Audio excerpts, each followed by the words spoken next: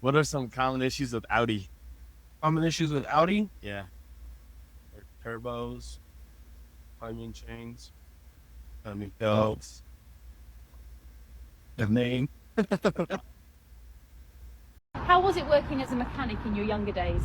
It was good and very rewarding. However, my body is now paying the price.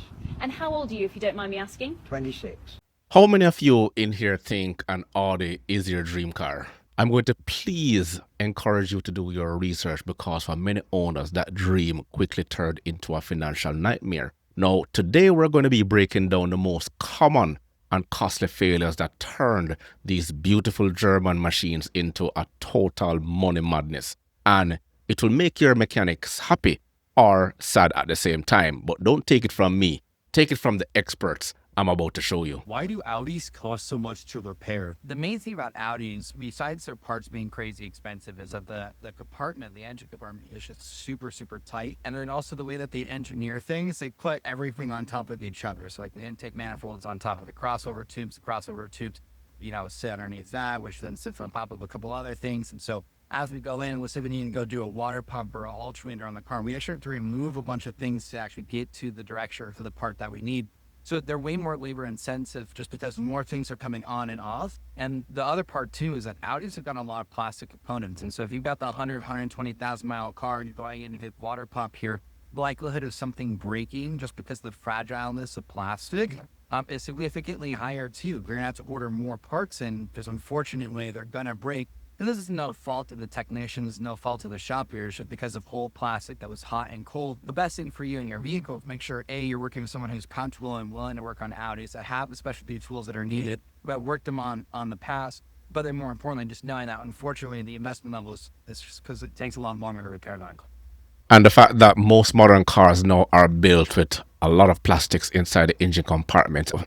And to exact repairs on some of those parts, you basically most likely have to drop the engine. But an out of warranty Audi can also mean thousands of dollars in repair bills, meaning that the cars have exceeded the mileage and sometimes the extended mileage, and they're not running like the older models cars used to, being like anything over 120 up to 200,000 miles or kilometers, whichever way you take it, is going to need constant repairs. Now, while newer models have seen reliability improvements, buying an older used Audi is a minefield of well documented issues. Now, we're going to be breaking down the 3 reasons an older Audi can become a financial disaster.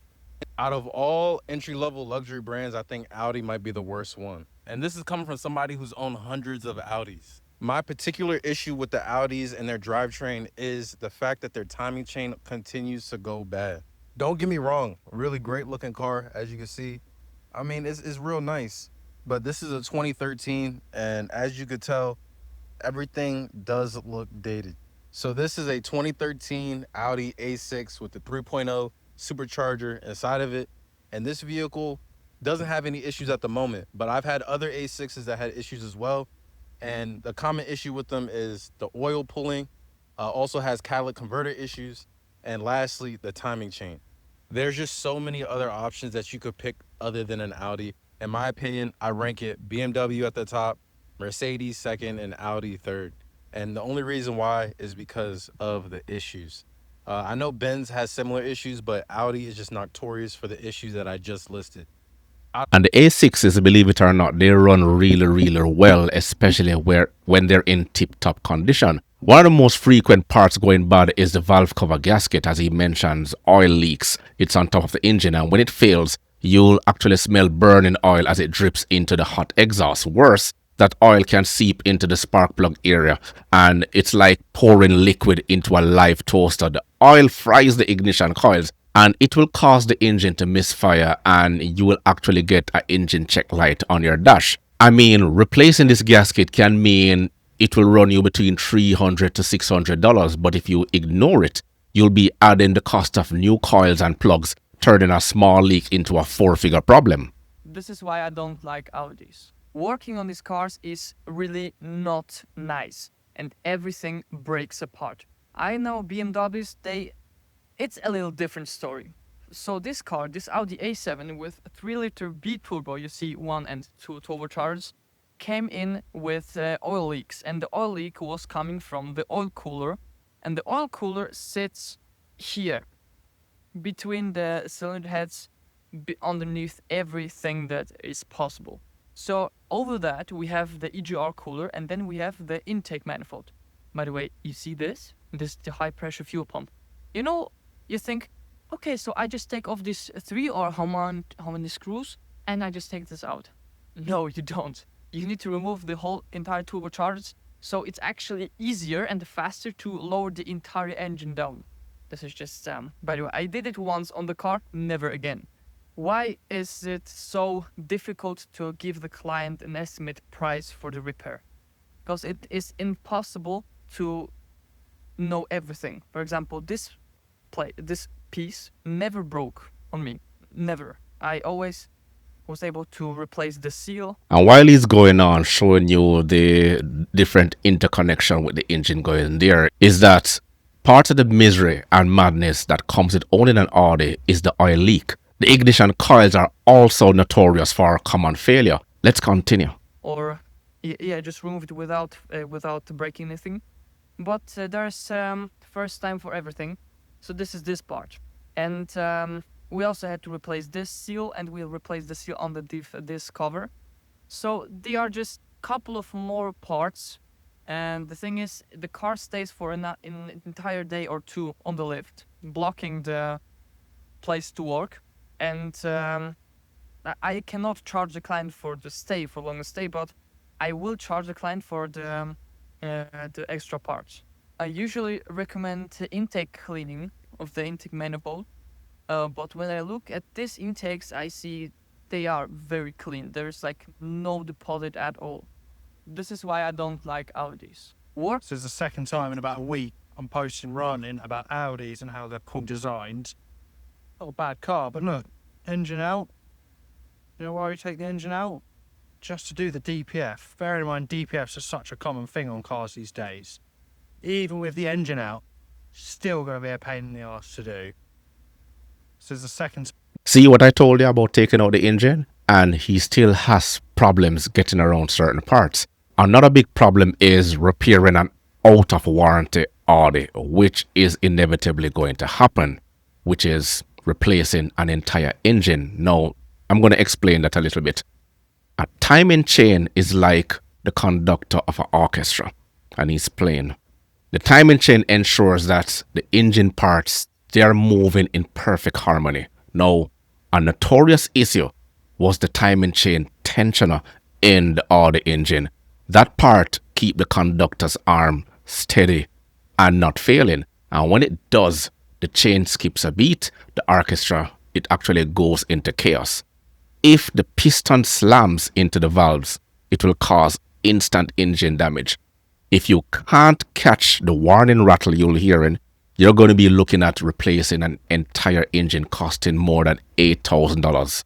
And on top of that, many engines had faulty piston rings, which are supposed to act as a seal. And if you let it run dry and not check the oil while the oil needs topping up, then it will burn and that engine will actually seize and fail. Again, replace the car or replace the engine, whichever way it's going to cost you big. So this is why no one wants to work at a dealership anymore.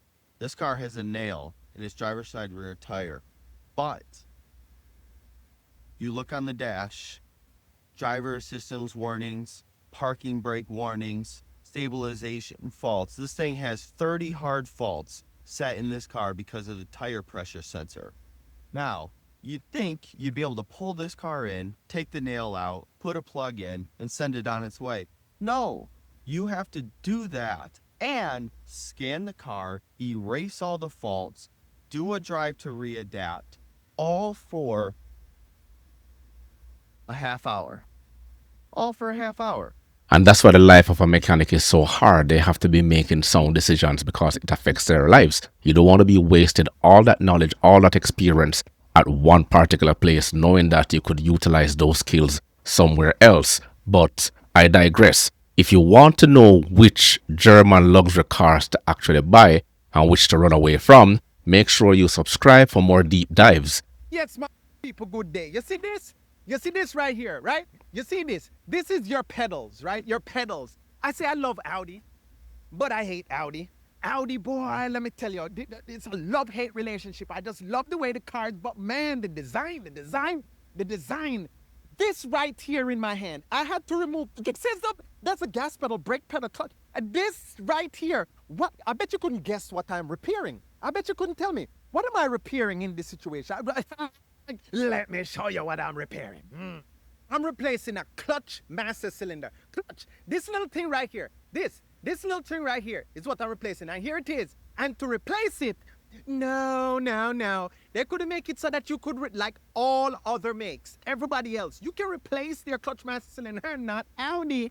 Audi wants you to remove the whole brake pedal assembly to be able to get to this. They could not figure out a way to make this removable in the car. Man, you had to do all this work. Take out the computer, the e-box, take out the master cylinder, take bolts out of there. And let me tell you, just what I needed to end the day. Have a nice day. It's my people, good day.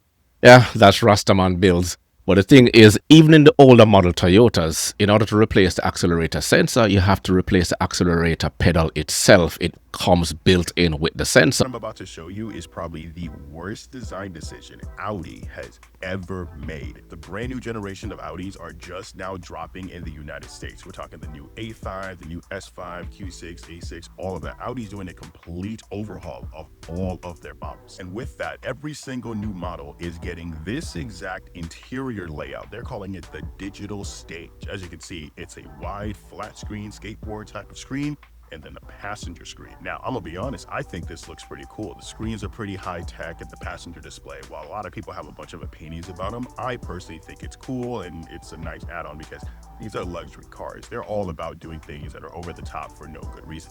Nobody needs this, but it's cool to have. But that's where we run into a problem because the passenger displays in these cars aren't standard, they're optional. So yeah, if you don't pay Audi enough money, you're not gonna get the extra screen. But you know, that's not the biggest deal in the world. Like we just talked about, you don't need this, and some people don't even like it. Except when you don't get the screen, they don't remold that side of the interior to make it flow better. You just get a flat, blank piece of piano black plastic staring at you, just slapped in front of the dash. And what makes this even worse is that in the US, Audi has like 3 trim levels. There's Premium, which is base, there's Premium Plus, which is in between, and then there's Prestige, which is just the top trim. If you don't get Prestige, you will not get the screen. And majority of cars ordered are Premium and Premium Plus, meaning a lot of the new Audis we're gonna get just do not have this passenger display. Instead, they're just gonna have piano black plastic slapped on the dash. This reminds me so much of the button phenomenon we had to deal with back in the day before car manufacturers started putting all this stuff in screen. Like, take a look at the fact that all these buttons on this side are blank. Like, people used to complain about this all the time. You could have a top trim car with absolutely everything specced out, but still have blank buttons. It would make it look like you cheaped out even though you didn't. This is that, but on a whole nother level. And I think it's an even bigger slap to the face because it's in piano black. It just blows my mind that that decision was made by the exact same company we all know for making some of the best designed interiors, like the one in the Audi RS e-tron GT. Like this car they're currently making, that's an EV, is low-key their peak. Physical AC controls, 2 screens regardless of whatever trim level you have, quality materials, not too much piano black, carbon fiber everywhere, and then they move on to this. Yeah, you don't get a 3rd screen, piano black plastic on the dash. I am hoping they change this for the facelift model.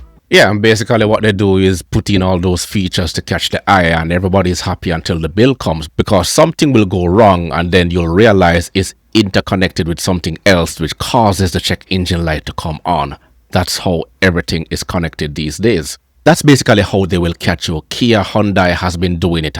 It has been working perfectly until the engine starts failing on them, and then no one remembers exactly what the features were in. What are some common issues with Audi? Coolant leak, oil leak, engine lights. Kelly, what are some common issues with Audi? Audi suspension and timing chain. What are some common issues with Audi? Common issues with Audi? Yeah. Turbos, timing chains, Timing belts, the name. What are some common issues with Audi? Everything he said. So Audis have leaking gaskets, short circuit ignition systems to timing chain failures. Just make sure you have your mechanic's money on lock, as these are well-known flaws tied to specific models. Don't get me wrong, these cars are incredible to drive, but buying the wrong one out of warranty is a massive financial gamble. It's crucial to remember that many newer Audis have these problems in the past. Still, for older models, preventative maintenance is always the key.